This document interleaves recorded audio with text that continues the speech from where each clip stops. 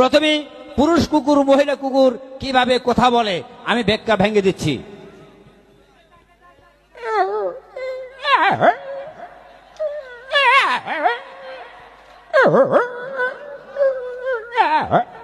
তার মানে এই পুরুষ কুকুর মহিলা কুকুর বলতেছে আই লাভ ইউ, আমি তোমাকে ভালোবাসি। এখন মহিলা কুকুর কি কয় শোনেন।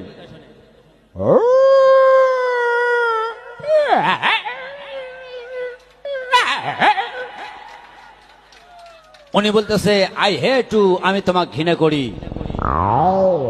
তখন এই কথা করার পরে পুরুষ কুকুর যায় আর খালি কয়